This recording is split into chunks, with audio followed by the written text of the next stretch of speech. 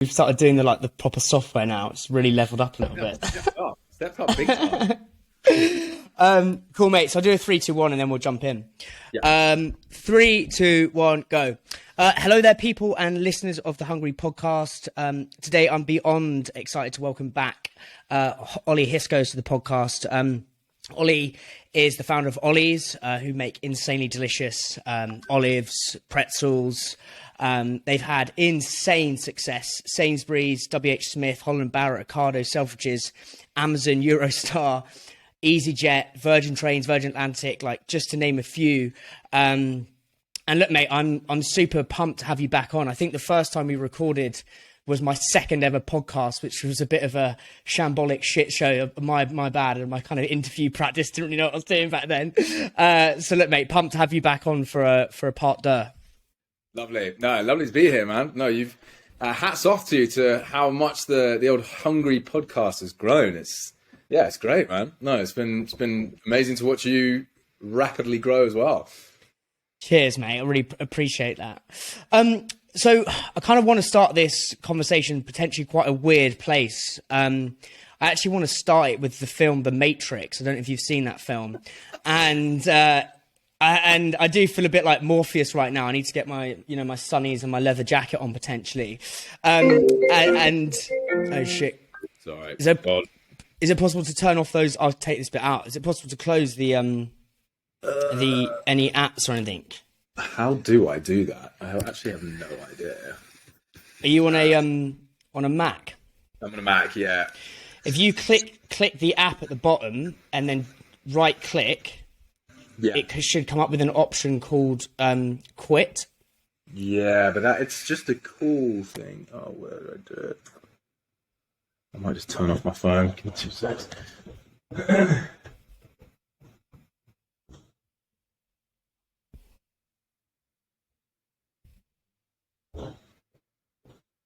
Right, that'll do it. See you later. Yeah. Is there a Slack or anything up? Slack, but that doesn't have any noise, and I've closed WhatsApp as well. Okay, sweet. Cool. Yeah. So what I was saying is, I do feel a bit like Morpheus right now. I feel like I need to get my sunnies and leather jacket on. There's a very, very famous scene in The Matrix where they give Neo, the protagonist, the option of a blue pill or a red pill. And I was doing your research, or doing research for this conversation, and you kind of had that sliding doors moment where you were given the option: do you take kind of the olive, or do you take the doctor's pill? And which pill do you take? And I'm asking this kind of selfishly because I had that same option, which I'm literally going through now, whereby I was kind of given the peanut versus the podcast pill, and I've taken the podcast pill, and I'm thinking, fucking hell, what am I doing in my life? So it's all a bit kind of discombobulating. But I would love to know, and I think this is really good for our listeners, because I think we're all going to have to kind of realize and self-actualize the journey inside of us. I would love to know what the tug of war in your head was between going, do I take the doctor's pill that I've worked for all my life versus taking the olive pill? Like, what were the thoughts in your head at that moment in time? Yeah, man, I have to admit, it probably was the hardest decision that I've had to make probably ever, because I think at that point, when you get out of university, you have no idea what you're going to do anyway, and then you've kind of faced with the decision, which is this probably could dictate the next 10 to 20 years of my life. And I think with the doctor side of things, it dictates the rest of your life. And I think for me, that's what maybe pushed me away from it slightly. So my first degree was neuroscience. I loved all of the clinical sides of it. I did loads of work experience in hospitals. I was working in a GP surgery when I came up with the idea of the olive. So literally everything up until the point of me choosing not to do it was the plan. The plan was I was going to do it. And I guess it built up over time. I've outside of all of this, I've always wanted to start my own business. And that's something which I've always kind of had in the back of my mind for a long time. If people have heard me tell the story before, I always talk about this little black book, which I still have. And I used to write down these ideas. And once I'd seen a few of them pop up on the market, 2 years later, I was like, oh, could have done that. And then after that happened a couple of times, I basically just vowed that the next time I had a light bulb moment, I would just do it. And that was the olives. And plain and simply, I was standing in my local Sainsbury's. I looked at the olive fixture, no color, no character, no innovation. My name was Ollie, Ollie's Olives. I liked olives. I was like, it's just got to happen. It really was that simple. Massive inspiration from Popcorn, massive inspiration from Innocent. All these guys which basically elevated their specific categories, again, with attitude, with vibrancy, with great products. I was like, right, olives, this is just waiting for it to happen. So I went, that was when I started selling on the market stall while I was working in the GP surgery Monday to Friday, market stall Saturday, Sunday. And I just loved it, man. Like, I just liked engaging with customers. I liked the idea of building something up from the ground. And I think the real key element which pushed me to do the olives was, I guess, the mystery and the risk of it. I've always liked the idea of kind of putting myself in a position where you don't know what's going to happen.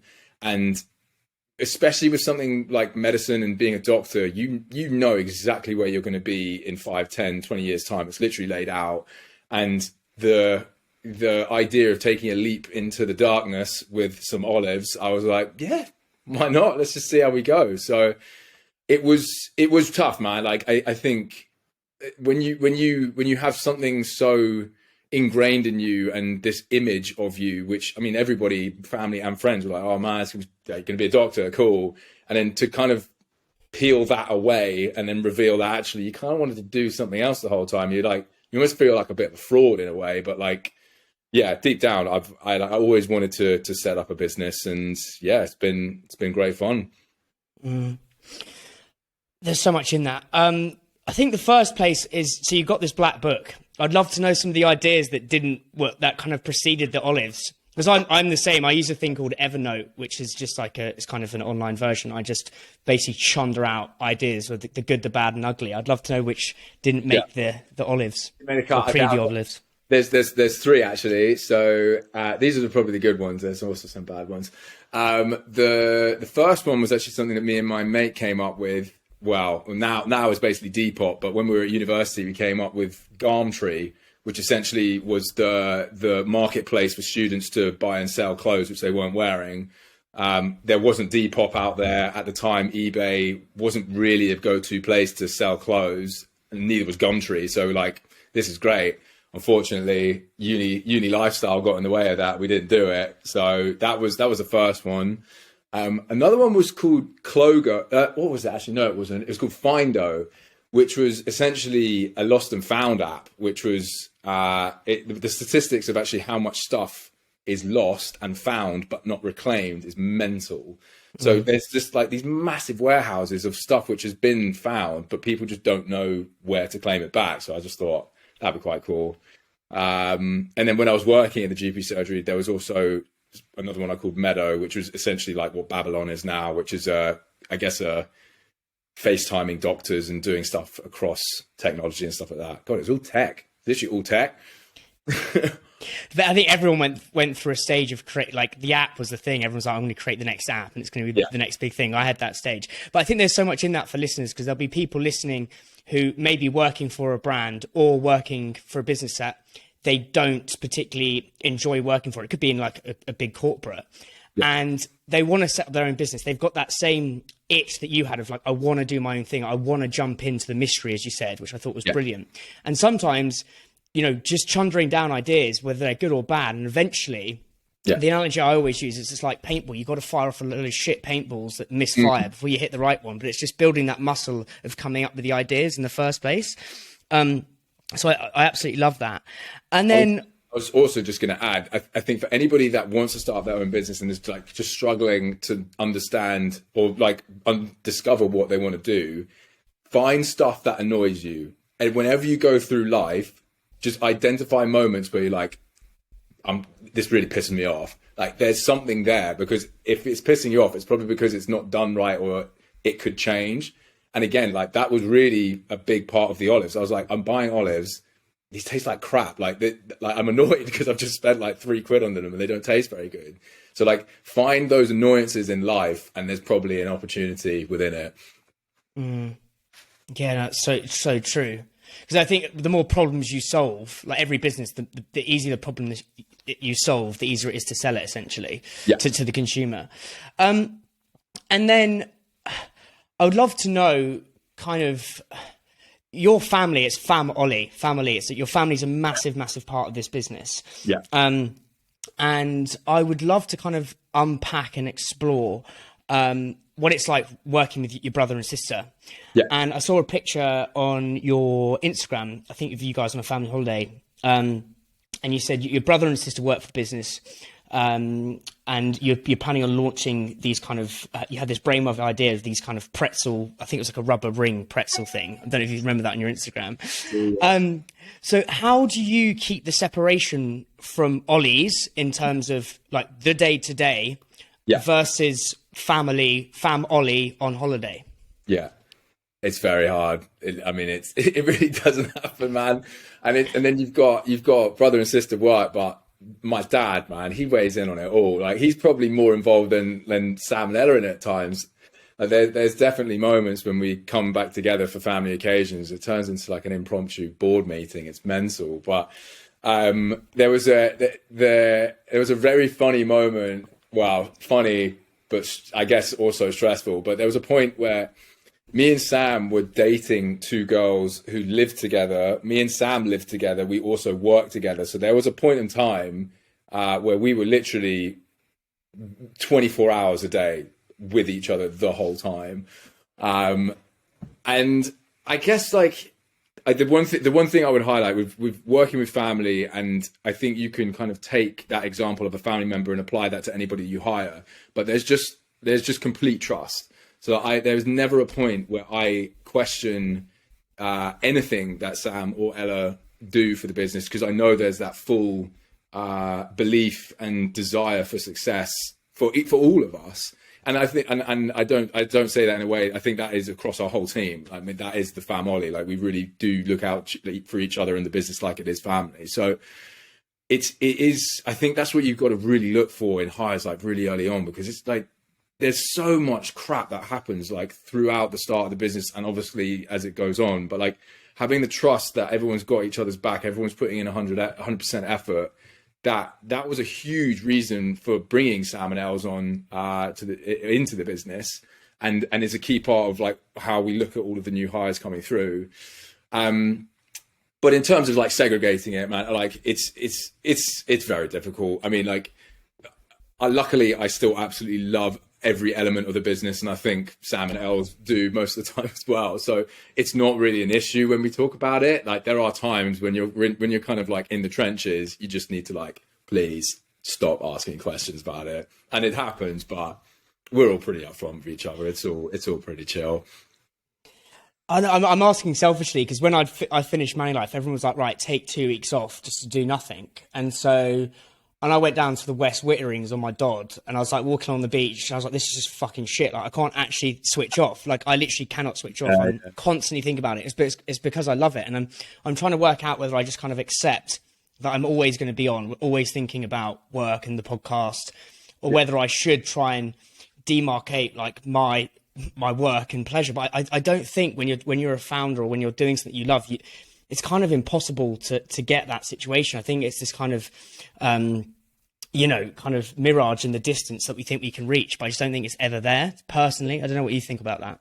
I don't like, well, if I was gonna, from an outsider looking at you, like, you are always on, and I think that's such a special part of you. Like, I think anybody within the industry knows you're just like, you've got the energy, like you're always on the ball, and I would just weigh into that more, man. Like, that's a huge advantage. Like, I think that is, as long as you can channel that and control that, like, it's a real good aspect to have, especially if you're wanting to go and do something yourself. Like, you do need the motivation. You do need to, like, it is all encompassing, but like, if you fight it, then it will probably destroy you. Where actually, if you accept it and kind of just nestle into it, then that's just how it is. No, definitely. And I want to go back to this trust piece and the family. I'm just going to keep butchering that name. I'm just going to say family for ease sake. Yeah. But it's a very, very good point about this trust in this core team. Yeah. And How do you make sure new employees coming in feel part of the family, even though they're not blood related? Because outside looking in, three siblings, the dad's heavily involved. How do you do that on a kind of weekly, day-to-day basis? I say dad's heavily involved. He tries to be heavily involved. We keep him well away.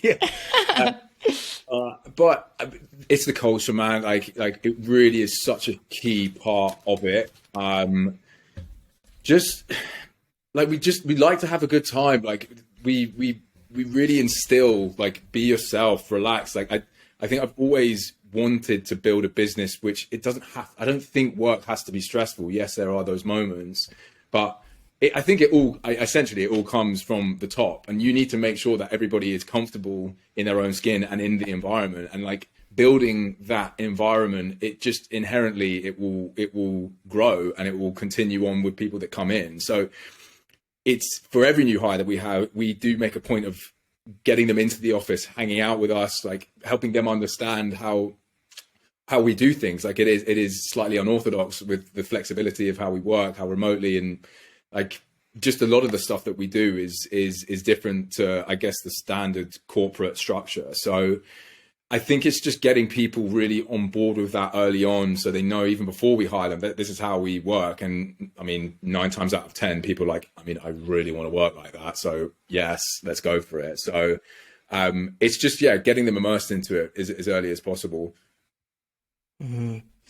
And when you're hiring people, and I think every founder who's listening to this, hiring is the hardest thing in the world. Like I saw it firsthand at Moneylife. Like it's the hardest thing. What are the kind of 1 or 2 things in attitude, not aptitude, that you look for to think, right, this person is right for our family, and it's going to be a smooth hire? Yeah, good question. I'm trying to think back to the latest hires we've done. So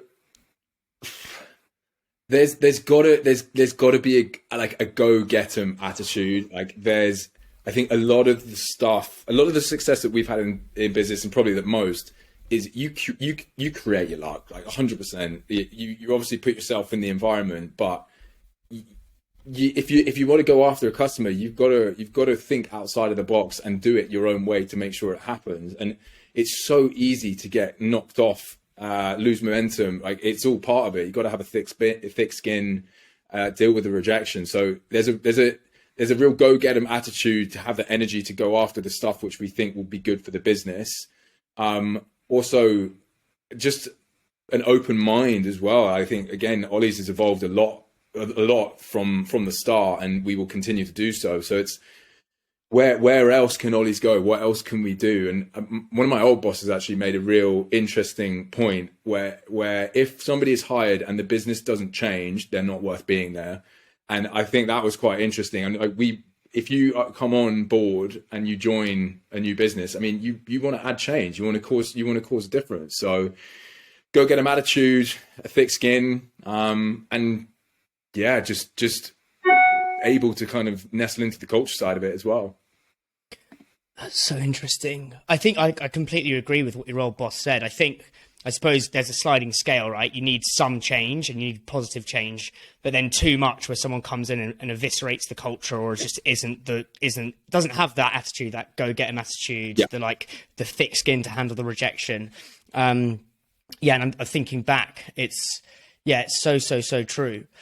So you said your old man has been involved in the business, and even though you try and keep him at bay, and I'd love to know, I took this from your LinkedIn, it says, support comes from all angles and all shapes and sizes when you're starting up a business. It's all invaluable, and Dad has been an indirect part of the team since inception. I would love to know, what's the hardest decision you've had to make at OLLY'S, and how did your dad help you make that decision? Well, I'd say as a starting point, the decision to do OLLY'S was a very, I guess, a cooperative decision with my parents, because they had paid for the entrance exams. They had helped me, supported me through all of that. So like, it was quite nerve wracking to go to them and say, like, I don't want to do this. I want to just start selling olives, which again, is just mental every time I say it. But there was never any inkling of like, obviously there was a question like, are you sure? But as soon as I was like, I'm sure, just undying support. So I think like throughout every element of the business, like they're there as a sounding board, both mum and dad, and they've been incredibly supportive of everything we've done today. Hardest decision. Yeah, that is a tough one. God, that is really hard. I think. Well, actually, I think I'm trying to think of the hardest decision. I guess there was the hardest moment, which is something. I guess it goes back to mum and dad being like incredibly supportive. But there was the moment when we were looking to raise funding, and we'd had a contract on the table for a very, very chunky investment from a pretty big institutional partner, who at the last minute pulled the whole deal. And this was just before Christmas, so we did actually need the money. This was 2019, end of 2019. So this was at a point in the business where we needed the money. It wasn't just a like we did need money in the bank. So that essentially completely got pulled. We then go into Christmas when obviously nothing happens. And then literally 2 months later, COVID hit. So that period of time was just rough, man. Like, I remember having conversations with Sam, which was like, we probably need to think about what we're going to do if this doesn't work out. And like, those were like very, very like raw moments to go through. And again, just going back, like, just mum and dad were there just the whole time, like, and Sam and Ella and the rest of the team. But like, it's nice to have mum and dad outside of the business, and you can't go to them as mum and dad, and it's not like an employee, because like I'm sure as you felt in Manny life, it is all encompassing. Every moment you're thinking about it, and you do need to make sure that you have those people outside of it that can remain outside of it and can be there as a support network. Just outside of the business. Mm. And what were they saying to you during that time to keep you kind of buoyant, I suppose? Just keep one step at a time. Just keep stepping forward, which is it. Like it is, man. Like if I look back the whole way through this journey, you'll have the highs and the lows, man. And there's moments you're like in your purple patch, 3 months, everything's landing great, and then all of a sudden, kaboom, and you just get like hit with however many things, and you have to grind it out. And like, I think when it happens the first time, you're like, okay, like apocalypse, it's business over now. But it actually is just like, it's part of the cycle. Like it will just go up and down and go up and down and go up and down. And yeah, I think it's obviously slightly older and wiser, and obviously have both been in the business world and seen it a number of times. So just like have your moment, obviously, and then get your head back on and just keep stepping forward. Like that's it. It's so interesting. And just for listeners, Ollie kindly sent me his bread and jam deck before recording this conversation. And one of your points was, it's not done until it's done. And I suppose with the investment of like, taking on the investment, you think it's, signed, sealed, delivered, and then bosh, out of nowhere, apocalypse comes, rumbling in. And I'm literally the worst at that. At Manny Life, I was like, bosh, the deal's done, mate. Like, put my Pizza Express voucher on my desk. I'll see you guys next week. I'm going for pints. And then I'll be like, oh, it hasn't gone the way I want. And it happens all the time. And it's not something I've actually talked about in the podcast, and I think we should talk about it. It's whereby you can get a yes from a retailer or an investor, but that is not done until it's done.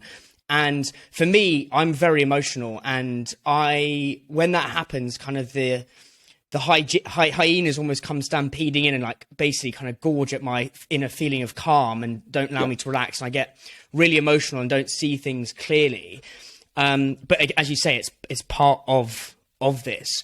I would love to know, with every kind of setback or deal which appeared to be done and then didn't go through, kind of how you add kind of dashings of pragmatism to those situations to kind of take out the emotional wasp sting of the situation, if that makes sense. Yeah, so I think to kick this off, like we're all fully aware LinkedIn has just become the Instagram of work, and everybody loves to fire out all the good things that are happening, of course, because you would like, it's just how it is, isn't it? But like, of course, I think 20% of our time is probably like getting the wins, but 80% you're dealing with, well, you're trying to get them and then dealing with them if they don't come through. So whether that is investment, whether that is listings, delays, products, the whole works. And then you've got COVID, wars, everything, price increases, like it's constant. There is an element of, this is my granny's mantra of what will be, and I think having that instilled into you means that I guess you don't lose your head with it. And there's always a scenario, there's always an alternative, and nothing is a straight line. And again, it goes back to like the support side of it and having people outside of the business who you can talk to about it. Again, also people within the business who you can talk about it. But we've always been able to keep a very level head whenever we've kind of had difficulty come our way. And we had our first award ceremony at OLLY'S called the OLLY'S, and everybody was given I guess a particular trait which people chose, and I got given the eternal optimist, which is something I like to stand by both in and out of the business life. But I think it's also to like be optimistic. Just be optimistic, because why wouldn't you? Like we're in a, like if you turn the other way, everything just can implode on itself. And actually always find the good in everything, because it's always there. And look, we wouldn't be doing this business if you didn't enjoy the challenge and the problem solving. When you get delivered crap, it's just another opportunity to problem solve. Like if you actually wash it all away, there might actually be the opportunity that completely transforms the business within it. So again, just like talking about how you come up with an initial idea, find the annoyances in life, find the things which are curveballs, and see how you can improve them. So yeah, there's opportunity within any kind of difficulty that comes. Yeah, so interesting. It's almost kind of going back to the doctor's thing. It's almost seeing the problem as if you're a doctor, right? So if you break your leg, imagine breaking your leg, right? And you go and see the doctor and he starts going, fucking hell, he's broken his leg, you're fucked, like you're not going to be able to walk for weeks. They're never going to do that. A doctor is very calm and pragmatic, like, hey, Dan or Ollie, like this has happened, but don't worry, it'll be fine. And I think it's almost have that emotional wasp sting, let it kind of sit and bake in, but then the next day allow pragmatism to come in. And look, I'm learning from this because I think it's so true. And I'd love to know, kind of going back to the investment kind of apocalypse, as you said, back in 2019, what steps did you take to solve that problem and get investment going?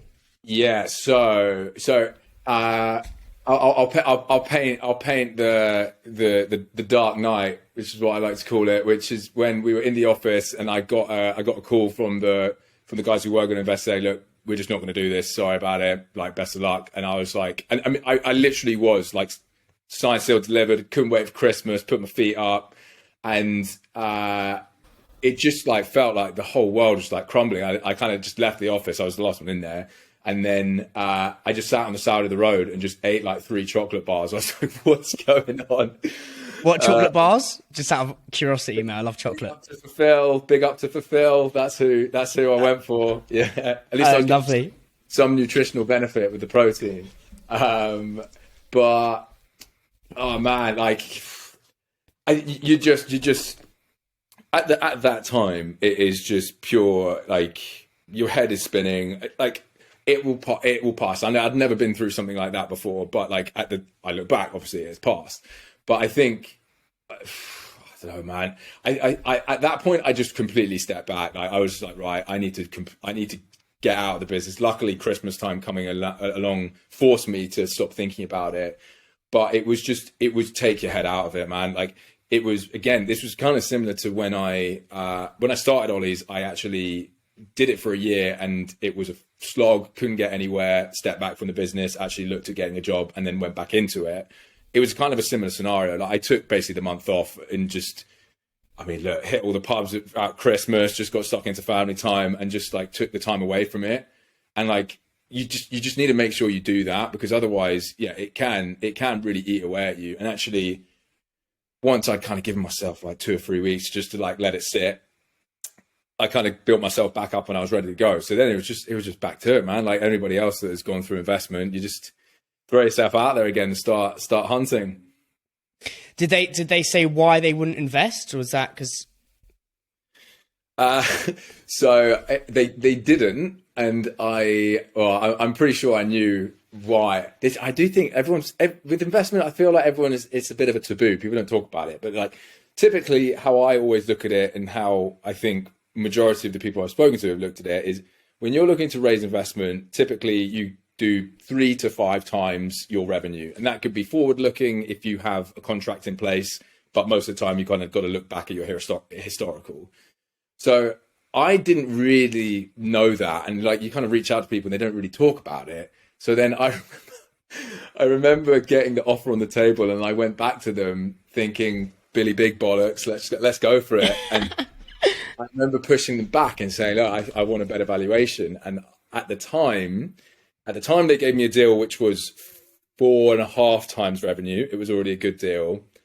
I stupidly went back and tried to push them to do a 9 times. 9 times. So I'm assuming they looked at that and like, who is this guy? And yeah, got rid of that. But yeah, no, it's I'm pretty sure that's probably why they did.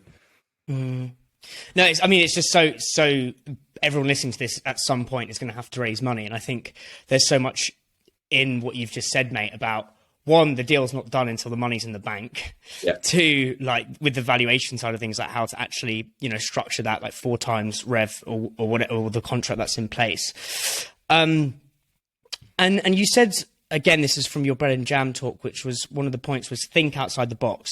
And yeah. I love this. And so many of the guests I've now interviewed on this have said, don't follow logic or, swim the other way. Or I think Chris D from Booth said, swim. If everyone's swimming in the red oceans, find the blue oceans. And I think as a brand, you've got to do that. Snacking impulse is kind of a pregnant category full of brands. You guys have come in and just kind of sliced through that and really kind of beginning to own that category. How are there any great examples of how you or the team has thought outside the box to win a listing? And that could be Sainsbury's, Waitrose, whoever. Yeah, absolutely. So this was actually something we did right at the start of the business. But one thing I think we all got to remember is typically when you interact with the buyer, after 10 emails non-responded, you'll get that one saying, yeah, we'll take samples. When you send the samples in, that is the first time that they are going to interact with you as a brand. They're going to see the effort that you put in. Again, the element of thinking outside the box. And what we used to do when we sent samples out to buyers was we put an OLLY'S branded pair of socks in there as well. This 2 reasons. So we wrote a card in there which basically said, we know finding good quality snack olives are just as hard as finding the last pair of socks in the wash. So here are both. So a nice little like something to catch their attention. But the whole reason we did that is because everyone loves socks, right? You never people don't throw away socks. If you get a good quality pair of socks, you'll hold on to them. And actually keeping OLLY'S front of mind with buyers is it's something that we try to do regularly. So hopefully every buyer that we sent those socks to still wear them, still have them. And again, it's just another opportunity to make sure that OLLY'S is front of mind. So I guess the whole concept there of thinking outside the box is like, how can we make sure that we're front and center of the buyer's minds all the time? Give them a pair of socks. Yeah, so interesting. And what I talked about, my bread and jam talk was kind of the same thing. It's the purple cow analogy, which is the book by Seth Godin. And we always say before every meeting at Manilife is like, how is this going to be memorable? How is this going to be fun? So I think it's sort of, a lot of our job as challenger brands is to make things fun. And I think what you've done there with the socks is brilliant. And it's also, as you say, staying front of mind. Like those socks are going to be worn on the reg. And I think it's brilliant. Where I want to go now, mate, and it's maybe a bit, I was thinking about this a lot. So there's one of my favorite books of all time is this book called The Laws of Human Nature by Robert Greene. And he basically says that as human beings, we're all trying to kind of relinquish a bit of our inner child. And, you go to school, you go to uni, it kind of like kind of bludgeons that out of you, that inner fun. And the more I've been thinking about it, some of the best brands kind of jump into consumer soul and relinquish that inner child. So that could be like Little Moons with their balls of like joy, Candy Kittens. The obvious one is Innocent, like the name is Innocent. I'd love to know kind of what your thoughts are on that, and how you get consumers to feed your feel good, to unlock that inner child. Yeah, you snuck the tagline in there. We appreciate that. Feed feel good. So I think people always want to, people are always engaged with people that I guess are having a good time. Like, you always want to associate yourself with people that are enjoying themselves. Like, has been the case from the start. Again, like, it's like when, I can't remember who came up with it, but you're the sum of the closest 5 people to you, and that's what kind of like dictates what your nature will be. So I think, look, inherently everybody wants to be happy and everyone wants to be enjoying their lives. And actually, if you're a brand that emits that and you build that into the culture of the business, and then you build it into the products and how you interact with your customers, that's basically something that we really lean on at Ollys. And again, like the tagline, feed your feel good. Like, we look at everything that we do in the lens of, is this going to make someone like is this going to improve someone's day? Like, whether it's an email, whether it's how we send product out, whether it's the products that we make, that is something that we kind of ring true with everything that we do. No, I mean, again, it's something that is obviously super easy to you guys. Like, I've met your brother as well, who does all the creative stuff. It comes so easy to you, but for lots of listeners, that feed your feel good is not easy to kind of do with your brand. Look, there's so many brands clamoring for the finite shelf space that you guys occupy. So you're clearly doing something right. I suppose where I'm trying to dig here is kind of the practical ways listeners can do it. And I think it's what you've said there is like, and it's so simple. It's so simple. Like, how can we make someone's day better at every single touch point of the brand? Yeah. And I think it's so simple, but it's so effective, and often the most effective things are the most simple in many respects. Definitely. It's also just being authentic. Like, there will be thousands of brands where that won't apply. Like, I don't necessarily think like Red Bull would go down the feel good. This is, so how Red Bull are going after the adrenaline junkies. We wanted to go after serotonin junkies. So we're all about trying to like just make people happier, and like that's something that we're really looking to build into the brand and the business model as we move forward. Is like, how can we activate the brand in a space where actually it's all about feel good?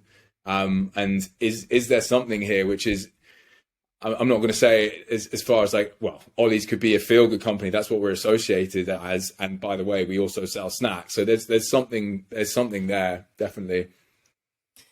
So it's almost like your why is to make people feel good. Yeah. And I think I saw on your LinkedIn, it might have been yesterday, mate, actually, about the about increasing everyone's base salary. I think it was for we're going through how like cost of living crisis. It's a fucking shit show out there.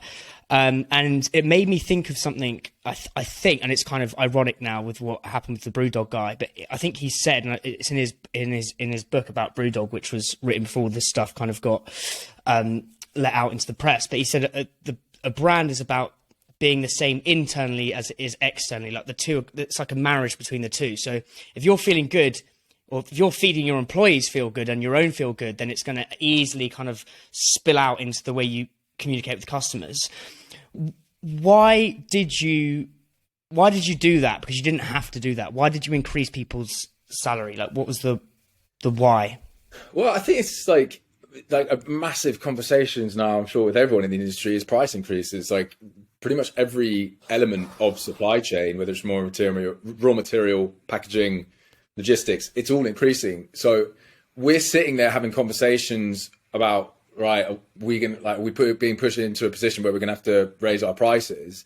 And you're kind of looking to the right and left, and you're like, well, I'm looking at the people that this is actually going to impact as well, who are on day to day are going to be buying this stuff. And it's not, it's in the price of food, it's in the price of gas and electricity, and it's just like everybody wants to feel comfortable. Like, I don't want to add, there shouldn't, if you have the ability to ease somebody else's stress, and if that is if that's financial, which it is at this time, why wouldn't you do it? And obviously every business is different, everybody has different levels of cash, but at the same time, what I kind of wrote on that post is, if you want your business looked after, look after the people that look after the business. And like, you have to remember that. So whenever there's an opportunity to think about how you can make the lives of everybody else in the business better, and it makes sense and it makes financial sense and it fits, then why wouldn't you do it? No, completely, mate. And I'm just thinking now, because I think it's really interesting. I think finance and salaries are one part of a much bigger kind of pudding of how to make people happy and how to build this, brand that is feed your feel good. As a leader, how many's in your team now, mate? We've got 8, which will then be 10 with the new hires. So yeah, 10. Okay. That's so interesting. So as a leader, you have to change as the business scales, right? You personally have to change. And I saw it with Stu, you become more self-aware, like you have to change. How have you had to change as a leader to facilitate a culture that feed your feel good? Like, what are the weaknesses you've had to work on over the last 5 years? Active listening.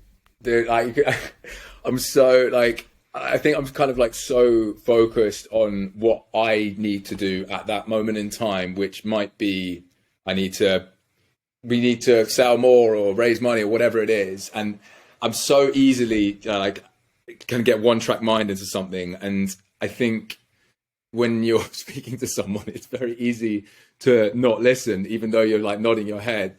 So for me, it's just almost being able to getting better at stopping and starting something else instead of trying to pile everything and do it all at the same time. So it's definitely an element of just make sure that I give the time to everyone to just hear whether it is business or non-business and how they're doing. So there's definitely an element of that. I hope I've always been very mindful of everybody that we've had in the business, and I think as the business grows and you hire people, which essentially make a lot of the stuff that you do redundant, and I think that is essentially what most businesses will do. And I imagine I will get to a point when I know we're trying to build it to a point where my big focus is just getting the brand out there. I still do a lot of the sales. I still love doing a lot of the sales, but there's going to get a point when actually it's going to be much more worth my time building the brand. And then at that point, it's also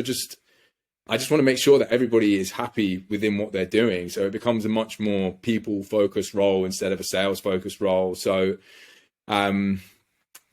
hopefully just being ultimate lovey-dovey boss, making sure everyone's cool. No, I love that, mate. And I think it was, I listened to the Diary of a CEO podcast with Stephen Bartlett, all the time. And I think he said something along the lines of, I realized that I'm just a recruitment business, i.e. internally. Once you hired a few people, your job is just recruitment, building the best, bring the best people and making sure they're sweet. Went for beers with Stu from Minor Figures, actually, and he said the same thing. It's once you get to that stage, your main goal is just hiring the best people and making sure they feel sweet. And I think that's really interesting for listeners who maybe, brands kind of, surpass the 5 million stage when the founder's kind of in that space of what's my role now. And I think what you've said there about kind of almost wanting to step back from the sales side of things and just allow other people to do that. And then your role is to facilitate that, feed your feel good. Yeah. And I think I can't remember who it was. I think it was the founder of Alibaba who said, you've got to be hiring people that are cleverer than you. And are better than you at everything. Well, if somebody's new to the business, they've got to be better than whoever else is there before. And then your job is to make sure that all those really clever, super people can work together and intertwine as a team. And if you, everything you've kind of learnt now, if you could kind of go back to the Ollie at like, because you've kind of gone from duck pond market to kind of distribution ocean now, do you know what I mean? Yeah. What would you say to the Ollie back then if you could say one sentence to him? Let go sooner. I tried to do everything for way too long. And that was probably part of the reason why I stepped back from the business then. But I fully accept at the start, you do have to do everything. Of course you do. And it's beneficial because you keep costs low. You're the founder, you're the person that knows the business best, like the selling story, the passion. It is the right thing to do if you can, to do it as you for as long as possible. But understand, like, there gets to a point where it's like you doing so much is detrimental. Bring people in, like, let them help you. And I think that's something which I did probably a little bit too late. So when we brought our first hires in, which were Yingdi and Sam, Yingdi loves numbers, like, she's organized, like, she completely just transformed that side of the business. Like, I run around like a headless chicken, just trying to sell all the time. And then Sam, again, he has that creative mind. He looks at stuff in a different way to what I do. And whether it was, I mean, Sam has built the brand pretty much to what it is now. He is the voice of OLLY'S. And I think a lot of people see us as this voice. And yeah, I mean, he's kind of curated this and added huge value to the business. So you suddenly realize once you make the hires, like, oh my God, why did I do that for so long? So yeah, kind of just let go sooner. Again, that's very easy on paper, but in practice, it's hard. And I know for a fact, like, just from speaking to people who listen to this podcast, I've got a friend who's got an overnight oats brand called the Good Grain. She's literally doing the full shebang herself. Yeah. And I know she'll be thinking like, okay, I know I need to let go, but that's very hard. Like, what is the hard bit about letting go and how do you navigate that? Because inherently, like, even though if you're not doing it, you believe you're the best at doing it. So you feel like if you pass it to someone else, it's not gonna be done to the level that you think that you would do it. And I guess that's so important at the start. I think those are the building blocks to building a successful business, are those early days. So you want to make sure you nail them. But yeah, just let them in. Open the door. Like, give it a try. Like, again, nothing's permanent. And of course, like, whether it's a probationary period or whatever, but like, I think most people will quite quickly see, as long as financially it makes sense, that like having extra hands on deck makes a huge difference. No, definitely. And where I want to go now, mate, and I think we had our first time we ever spoke was like right in the grips of lockdown, when you were kind of pivoting from the olives to the pretzels and the nuts and everything that came between. And I think you spoke to Lou from Rude Health, because Rude Health's kind of strategy is, you know, go slightly wild with NPD and see what works. Yeah. And it's a very, very interesting paradox, because on the kind of the left-hand side, you've got Lucky Saint, which is one product, grow the distribution. On the other side, you've probably got someone like you guys, which is Rude Health, OLLY'S, you know, try lots of products and get it to work. And it's a very nuanced way to approach NPD, because both are right, essentially. And obviously the pretzels came on, and the chocolate ones are fucking unreal. They are so banging, mate, honestly. I think you sent some to our office. I was like, oh my God, honestly, I couldn't stop eating them. How do you, once you've got the distribution, how do you split the focus between kind of core versus new products, making sure the rate of sales growing across the board? So I think, if looking at ourselves, I guess our hand was slightly forced in a way, because when we launched as OLLY'S, we did take a step into the chilled sector. We did start pushing into the bulk side of things and doing pubs and restaurants. And the vision back then was to be the #1 olive brand in the world. So as soon as we kind of went into those other areas, we quite quickly saw that actually, if we're not a manufacturer or have a very kind of tight contract with a manufacturer, we're probably going to get gobbled up by these other guys. So as we're in a space which actually, and we have a business which is got a very strong brand to it, that's where you want to play. So once we kind of saw that and we had like our little fun in those areas, we saw, right, snacking is where our forte is. I'm a big believer in like still doing one thing very well, but at the same time, that one thing doesn't have to be a really thin channel. It can be wide. So for us, how we look at it, which again is something that we only really distilled 9 months ago. So we were 4 years into the business, but what we've evolved into is our tagline of health of the heart, flavor to the full. So when you actually dig into the data within snacking, there's been this huge wave of health. And actually 70-80% of people that snack are still choosing their products because of taste and enjoyment. And that has just been, I think it's just been completely disregarded because everyone's kind of been chasing this like holy grail of the healthy snack.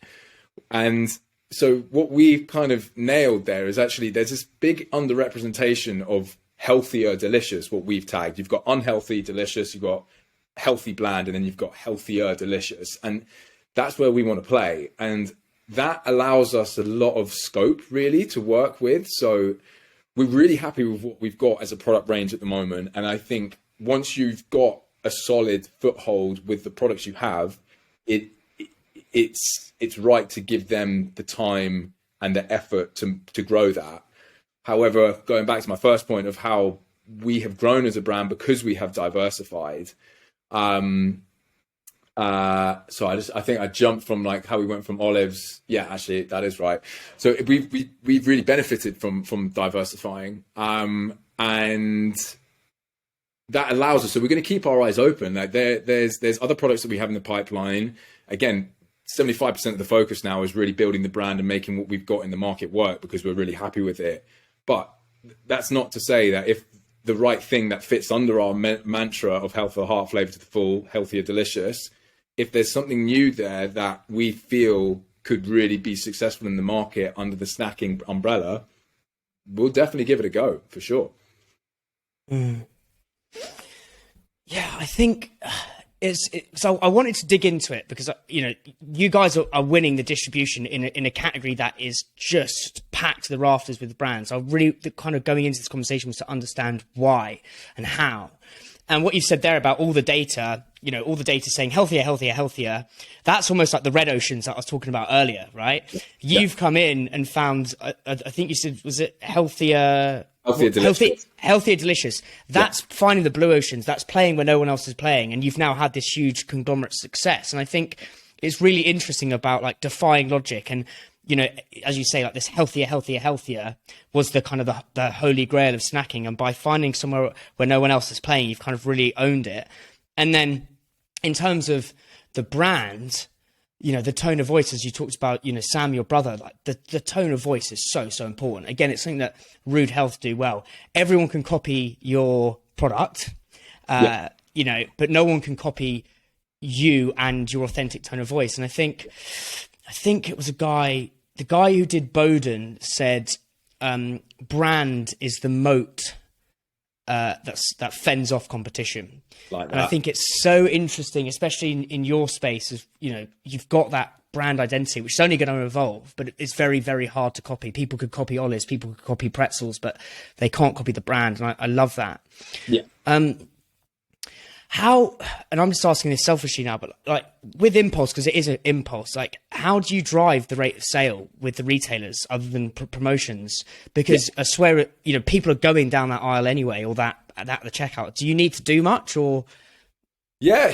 I mean, yeah, dude, like when people talk about like the easy thing is getting on shelf, it's getting back off it. Like that is absolutely true. I'm sure across the board, but you definitely feel it within snacking.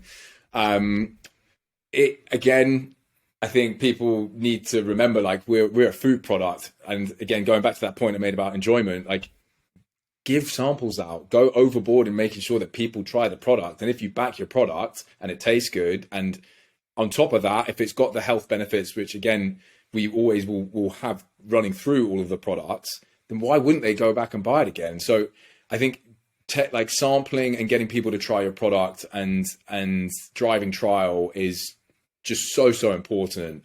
And there's so many different ways of doing that. You've obviously got you can do subscription boxes, which go out to all households.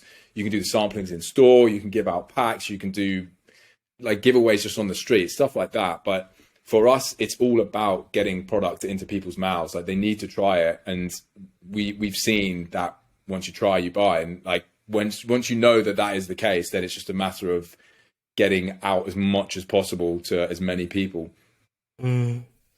Yeah, I mean, it's the question I ask all guests, because it's the hardest thing to do. As you say, it's getting on the shelf's easy, but it's getting it off the shelf. And I think it goes back to the principle, which every guest says is product is everything. The proof of the pudding's in the eating. People aren't going to come back. And I think for listeners, it's brilliant in terms of just focus on product initially. If you're just starting out, just get that product bang on. Yeah. Where I want to go now, mate, and it's something you just talked about, and I've kind of gone on about this kind of ad nauseum on this podcast about this whole ready, fire, aim thing, whereby just to get going, you've just got to jump in, like a bit like you at Duck Pond Market, just get going, fire, and then, you know, you have this pause moment. And you said it was about 9 months ago, you kind of changed the vision. And I think that's really reassuring for listeners that you can reinvent yourself. And I suppose for me now, living Manny life, it's kind of pertinent for me personally. What did that actually look like, that kind of pause and reset moment? Did you take time out with the team? How did you write down the vision? Like, I'm literally asking that. Like, I've got a vision in my nut, or peanut, I should say, peanut brain, for this podcast. But how do I actually get it on paper and pause and slow down to actually manifest it? Yeah, so I think COVID almost forced our hands. So when COVID hit, we had a lot of our business in travel, pubs, workplaces. So we lost that overnight. So our revenues just, split in half. And obviously you want to maintain the momentum and the growth. So actually at that point, we're like, okay, we've been thinking about, is Ollie's bigger than Olives? And actually there are other snack categories which we can do what we've done to Olives and roll that out. So that was more of a forced hand, opportunistic approach. And then it was actually after we'd done that, and thankfully it was successful, that we actually got the team together just before we broke up for Christmas last year.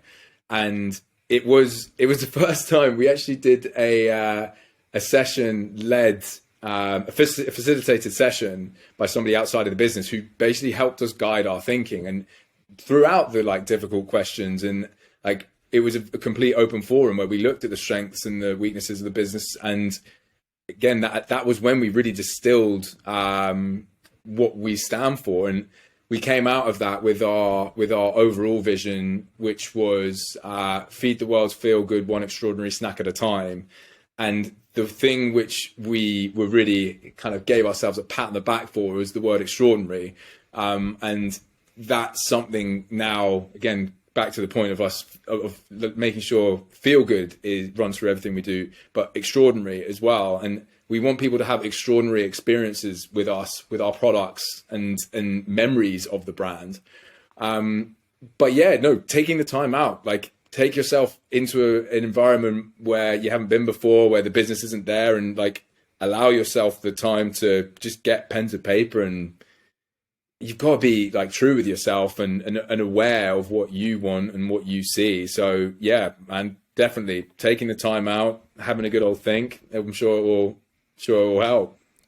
It's the slow is smooth is fast. I'm literally pulling quotes up my arse today, mate. But it's the whole slow is smooth is fast thing of slowing down. So who was the facilitator, if you don't mind me asking him? Yeah. What were those hard questions he or she was making you? Because I think making you ask yourself. Because I think there's loads in that for our listeners. Yeah. So it's a guy called John Lidington, and I think I remember his business name is Capability Bridge. Absolutely brilliant. We basically just rented out a space in Clerkenwell. He turned up with a whiteboard, and we just literally got to it. Literally spent, I think it was basically a full day session, 9 till 5, and we just went through everything. Hard questions is just what are we losing on? What are we? And actually, I guess the hardest part was it was an opportunity for everyone to really comment on every aspect of the business, which I guess could seem like you're pointing fingers, because if somebody's sales saying that ops isn't doing what they need to do, then obviously that feels like it's a bit accusatory. But again, like it's an open forum. We're all friends here. So yeah, it's just delving deep and being honest with yourself and each other. And that is the difficult part. Mm. And what were some of the hard, honest things that kind of came from that, if you don't mind me asking? God, what would I say the hard and honest things? I think it was just the processes that we have as a business. I think we've always been hard and fast, very gung ho, and actually when you get to like the bigger stages, I think you need the processes. And whilst it's all fun to like maintain that startup life and I guess happy-go-lucky, actually you really do need to nail down the like processes so that anybody can step into the business and do the job which you need to get done. So I think that was probably the hardest element of it. I think luckily, like within the team, there's absolute confidence with everybody's ability and everybody's effort. Luckily there was never a point where anyone was actually getting too roasted for them personally and for what they've done. It's just more just leveling up and getting ourselves stronger and more robust. I love that. And I think there's so much in that for our listeners. You know, people could be listening to this right now, like on a a run or a walk with a dog or whatever. And I think it's about pausing, and I need to do it myself, but asking the hard questions, like what do you need to kind of cut out? What fat can you kind of how can you chew the fat and be honest with yourself? And I think everyone in our industry, as you say, is so gung ho. It's like boom, boom, boom, boom, boom, boom. Well, that's what I'm like, but like you just keep going. And I think this ability to pause is super important. Yeah. I saw on your LinkedIn, mate, that you'd have you got a factory now for these pretzels? Yeah. So we've got it's for the chocolate factory. Yeah. So we've got that down on the south coast. So we do all of the chocolate pretzel production ourselves. What was the why behind that? Was there like, because again, it goes down to the whole thing of like, do we outsource or do we do it ourselves? Like that's another question that will ricochet around our listeners' heads. Yeah, so we launched the pretzels 2 years ago, and very quickly we had people coming at us saying, obviously you got to cover these in chocolate, which got to do. And we actually secured a Sainsbury's listing quite early on, and the guys that we used as an outsourced setup just couldn't keep up with the demand. It was an absolute nightmare. Like we were shorting people left, right, and centre. We had to turn to Sainsbury's and say we couldn't take the listing. And as somebody who, like, I mean, I love sales. Like, I love the wins, and like, I think that's probably the first time in the history of the business we've actually had to turn something away. It's painful. So we basically just said, Sainsbury's very thankfully we said, look, 3 months, give it 3 months. Do you think you can make it work in 3 months? Obviously, we said yes, not knowing that we could. But then we basically scrambled around trying to find a way to do it. Again, the whole idea was to keep it outsourced. We messaging people within the UK outside of it. And luckily we had some friends who had just sold their business, who basically had this unit down south with all of the machinery, all of the production staff, they're ready to go. And I've never wanted to be a manufacturer. I've never kind of saw it as our route. But actually, we were in a position where we had a great product, but we couldn't get supply, we couldn't get consistency, and then we were given this opportunity of, you can have your own factory, you'll get continuous supply, no stress. We've got a space to do MPD. Like, why wouldn't we do it? And yeah, I mean, it was lucky because it landed in our lap, and it then resulted in us having to take this factory on, get salsa approved within 2 months. So, I mean, honestly, big shout out to Christina who got that all sorted. But like, it was just 2 months of just madness, just like trying to get this all ready. But we did, and then we took the Sainsbury's listing. We launched March this year, and have now successfully launched there and are now rolling out on shelf to more stores. So again, it's just like opportunistic. Had to jump on it. I love that, and I almost don't need to ask one of the questions I ask all guests is like, what seemingly insurmountable obstacle paves the way forward? And I think if I'm connecting the dots here, you've always had your hand forced and used almost constraint to create opportunity, and it's whether that's COVID smacking you in the face and all the pubs are shut and you've got nowhere for your olives and you're like, right, let's pivot, or the manufacturer letting you down and you're creating the new kind of capacity, which will probably feed the feel good to even more retailers in the pipeline. Do you know what I mean? So I think there's loads in that about turning kind of hardship into opportunity, because there's always a silver lining in these things. Definitely. And again, I haven't talked about this in the podcast, but in terms of actually finding a factory, you know, I know people listening to this who are producing stuff in their kitchen. They want the quality to be, you know, up here, super high. What are the kind of 3 steps you take to find a manufacturer? And it sounds like such a kind of inane question, but it's, for our listeners, it's probably super important. Yeah, sure. So I think you've got to start off by like putting yourself in the manufacturer's shoes. They have a limited amount of capacity. So whatever opportunity comes their way, whether it's them producing more of what they currently do or producing something new, they've got to look at, let's say, their 24 hours running time and say, which is going to be the most profitable, like which is going to benefit us. So before you even potentially find a potential person,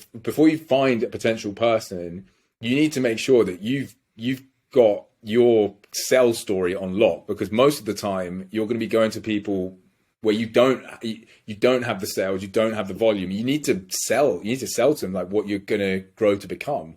So that is pretty much the number one thing. It's just making sure like you're going to these people and saying, look, this is the market we're going after. This is the interest that we've got. This is what we think we're going to build up to be. Like, build their interest. You got to sell to them.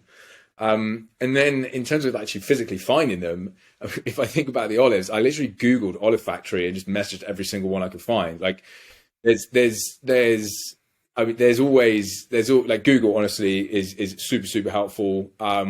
Going to private label trade shows, again, is a great way to do it. Just going to, so for example, there's the ISM show in Hamburg where we actually found our pretzel manufacturer. We couldn't find anyone to produce them. Again, it was a very stressful time when you're obsessed with an idea and you literally, there was a point I was like, this is not going to happen. Went over to Hamburg and just modeled through and managed to find these guys who were producing baked products. And then I spoke to them about the pretzel thins and then we worked on it. So there's also an element of find people that produce things which are similar, but they might not produce the exact product, but will produce similar things. And then you can kind of work with them to develop it. I mean, that's the ultimate scenario because it's kind of more of a cooperation. So yeah, just get your sales story. Look left, right, and center. There's like so many different ways for you to find the actual factories, speak to other people in the industry, Google, go to shows, and then just keep your eye out to people that might not be making your specific product, but making similar, and then they might be able to work something out. No, I love that, mate. And it's so interesting how you've got to sell to the retailer, but you've also got to sell to the manufacturer, right? Yeah. And it's like getting that story down to a T. So you guys work with all the airlines, I think, like EasyJet, Ryanair. Yeah. Again, lots of our listeners, and something I haven't talked about in the podcast is like how to work with those guys, and how that's different from grocery or wholesale. Yeah. What was your first foray with? It was either the olives or the nuts into airplanes? Well, probably wouldn't be nuts because you can't have nuts. Can you have nuts on a plane? I think some of them do, but most of them don't, which is great for our salted pretzels, which like to fill the gap. So the olives we got onto EasyJet pre-COVID, and then obviously that died out. But then we've got the olives and the pretzels back on EasyJet. We've got Ryanair with the pretzels, British Airways with the olives, and it's a big focus for us moving forward. It's a great part of the sector to be in. I think with travel, it is quite a longer term play. It takes so much effort on the airline side to get your product like plane ready, and that's talking about like going through all the security pieces, elements of it, making sure that it fits into the trolleys, and like, I mean, they literally have a software that will analyze the profit they can make per like centimeter cubed of the volume of the trolley. Like they'll like pack size and stuff like that. It's a very like specific sector. Because of that, they don't really just want to take a punt on something which they've just seen for the first time. So we spent 2 years going to a trade show called WTCE, again in Hamburg, and we were there and just getting in front of people. And I think from what I've now learned is that airlines want to see you commit to the sector.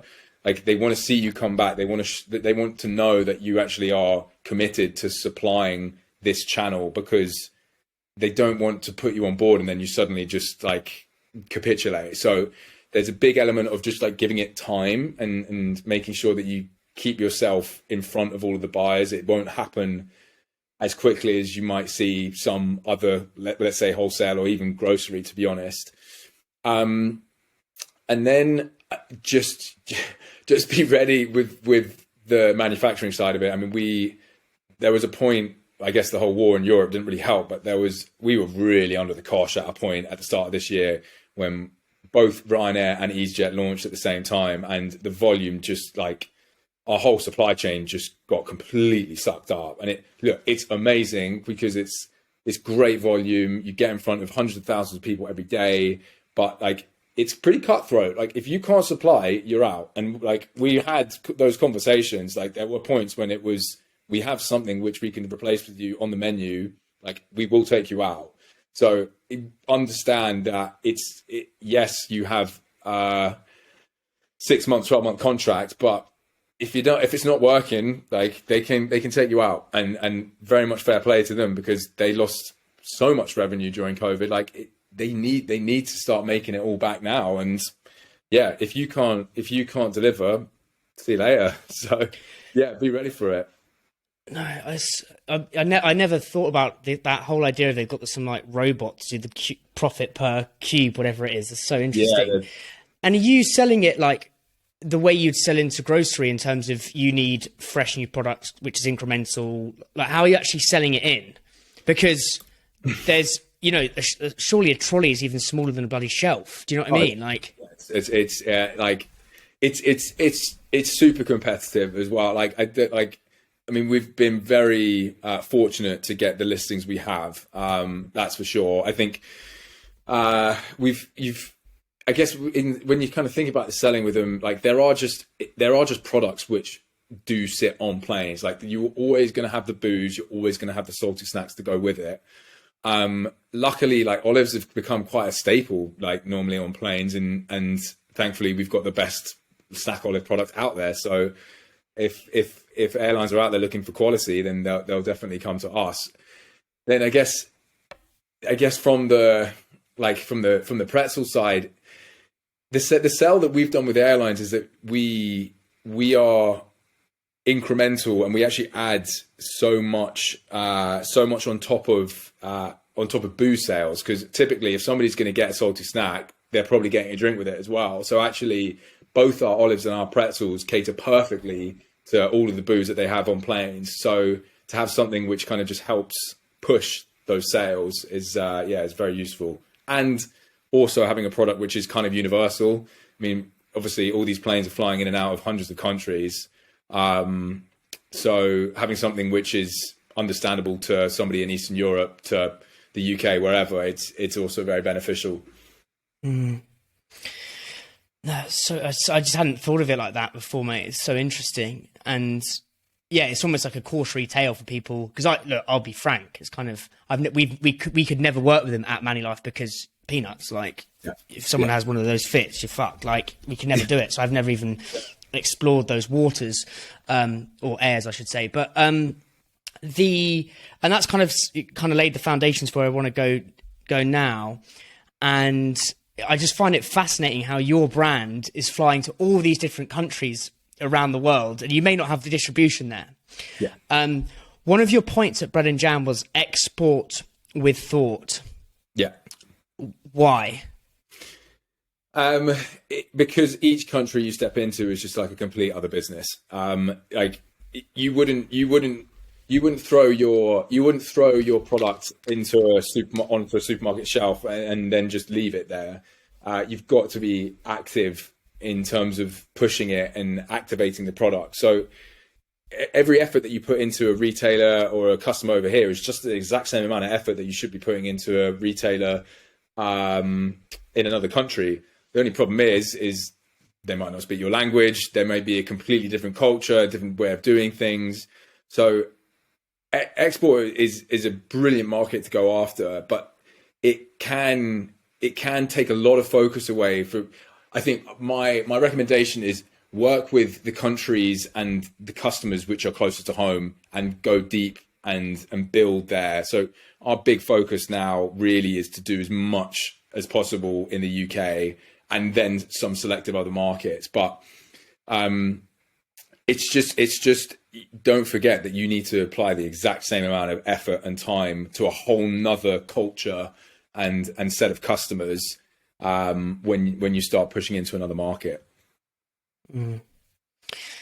Yeah, it's almost like this romantic idea of seeing your product in, I think we had a listing in Singapore, and you're like, oh my God, I'm in bloody Singapore. And you've got this kind of, you could gallivant around the world and you'd see OLLY'S everywhere. But I think, yeah, it's so true. It's kind of don't get pulled into the export enigma without kind of, yeah, the cautionary tales, I suppose, of what you've just said there. And what are the markets you are smashing it in? And, you know, how are you putting that effort in? Because you literally physically can't. Like, yeah. I met with a brand the other day called White Masao, who do this fucking unreal, like peanut royale, like chutney, which is they're based in Ireland. And I think the product would fly here, but they just can't physically get here. So like, how are you driving the rate of sale in these countries that you physically can't be in, but you need to put in as much effort as the retailers over here? So I think that the holy grail, like if we just look at the UK market, you want to work directly with everyone because you get the best margins. However, what we choose to do when we go to export is we try to partner up with a distributor or a partner over there who can be your feet on the ground. So I guess our key markets outside of the UK are Ireland and Holland. And in both of those markets, we've got a really, really close working relationship with two distributors who we speak to on a regular basis, like I would with the sales team over here. We're planning activations, you're planning promotions. So it's just essentially copying what you're doing and the effort and the time that you put into the UK with your partners on the ground in that country who can then push you out further. And which countries are you specifically focusing on, if you don't mind me asking? So we're available in 20. And Holland and Ireland are the key ones. We are hopefully we'll be looking at going into France and Spain at the end of this year, and then pushing further into Scandinavia. We had a foray into the US, but we've actually chosen to put that on pause just because of the rising costs of everything. I think that's another thing to think about is logistics costs. I mean, are going through the roof. So it is better and easier to play closer to home. So yeah, Central Europe really is kind of like the key one, and then the Scandinavian countries as well. Yeah, so interesting. I had a guy called Perry Hayden Taylor, who's the kind of the founder of Big Fish. So they did all the branding for Goo and Coconut Collaborative. Nice. And I was speaking to him about, you know, Coconut Collaborative are trying to, you know, cross the Atlantic into the States. And I was thinking, mate, that should surely just fly. Like LA, you know, you can imagine Coconut Collaborative, like, hey man, like, let's have go roller skate and have a Coconut Collaborative sort of thing. Yeah. But he was saying, mate, it didn't work over there. So they've actually, the brand they've launched, it is Coconut Collaborative, but the brand they've launched over there is called Bon Devil, I think it is. And it's so interesting how you know, what works in the UK isn't always going to work elsewhere. And I think for our listeners, it's kind of don't get carried away with the success in the UK, because it can, you know, different culture, different language, rising costs. So I think there's loads in that. Conscious of your time, mate. So kind of just a few, you know, questions to wrap up with. Sure. So if we've talked about what you'd say to yourself, kind of, you know, going back to the beginning with you at the market stall at Duck Pond.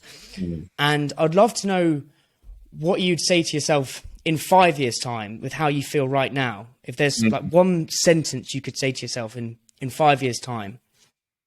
For me personally, it would be like, slow down is what mine is. But it'd just be interesting to learn yours. So I've got a thing. So is this my current self speaking to my future self? Your future self speaking to your current self. Oh shit. So I've got to envisage, right, let's back ourselves. Let's envisage that we fulfill our plans. What would I say? I would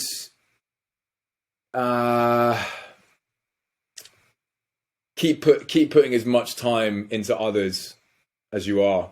Like I actually really am starting to realize that the more time that you put into your team, your buyers, like it makes such a huge difference. And like that should just be such a key focus for every like leader of a business, is just put the time into the people. Like, and it's fun when you do it as well. So I think just keep giving back, like keep giving, just give. And when you say kind of keep giving, like add some color to that, is that what do you mean by that on like kind of the retail side of things in terms of the giving? I think there's an element of kind of like putting yourself out there, like making yourself seen, supporting others in the industry that might need help, because you never know how, like when it comes back around. I think giving time to your team, like giving time to listen to their thoughts, giving time to assess like the change, or like anything, just making sure you're like keeping yourself available to all aspects and people within the business. And that's what I love so much about our industry, you know, is it's one of the only industries where I could meet someone and get on with them like I've known them for 5 years. It's bizarre. Like I met a guy when I went for dinner on Monday night with this, and it was just a friend of a friend who'd been at Speciality. And I felt like I'd known this bloke for like years over pints. I've had that with so many people. I think one of our mutual friends is Harry Turpin. Yeah. Like he's such a great bloke, but like literally first time I met him at the Alma in Wandsworth, it's like, well, get on like a house on fire. So I think there's so much in that for listeners in terms of just putting yourself out there and being open to opportunity. Next question, mate, and this is quite a tough one to be honest, but I'm really trying to get into this and understand it more. But what in one sentence would you say a brand is? What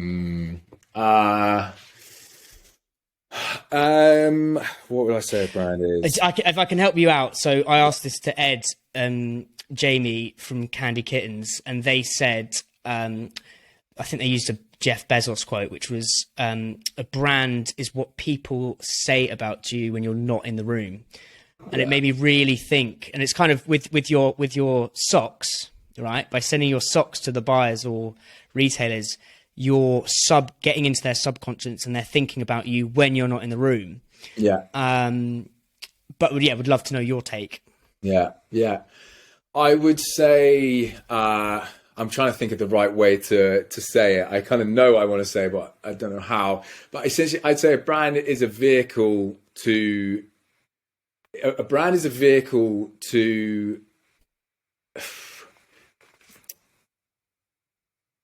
I guess a brand is a vehicle of how you want to make people feel, really. I think it's like you have this entity which people are going to interact with, and how you produce and I guess flesh out your brand is how you want those people to feel when they interact with it. So it's almost like you want it to be a mirror of the emotion that you hope that people will feel.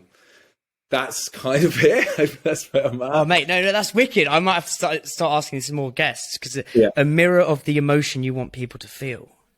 A mirror of the ocean. Does that make sense? I don't even know. No. Mate, I'm just trying to like piece this together, because I feel like you're you're kind of, in some respects, like the destination, the starting point and the destination, i.e. your why being the starting point, and the end goal, which is like a big brand, is feed you feel good. Yeah. And then and the vehicle to kind of go along that road or journey is this kind of cornucopia of snacks you've got, the olives, the pretzels, and the branding. And I think it's really interesting. So it's a brand's a vehicle and a mirror of the emotion. Yeah, I think that makes sense, because it's like I'm picturing somebody interacting with our product, and I want them to basically have the reflection of like how they want to feel and how you want them to feel when you do it. So it's, yeah, I guess it is a mirror. Yeah, I think it's a mirror to the emotion that you want them to feel. Yeah.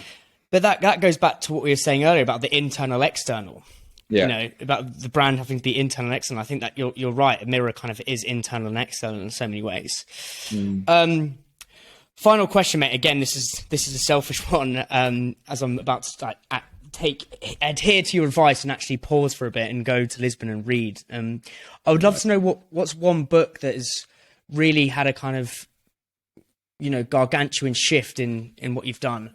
Basically, I'm going to probably Amazon Prime it straight after this conversation, mate. I feel like this might be quite a common one, but Shoe Dog, the founder of Nike, talking about his story, and that was just like, that is true go-getter, man. Like, this guy obviously had the idea for running shoes, and I mean, he just got on a plane and went to, I think it was Japan, and found manufacturers like just go and get on with it and do it. Like, they make the big steps to make the difference. If you believe in something, get it going. And then there's also the bit, I don't want to spoil it, but how they dealt with the competitiveness of Adidas is just really clever.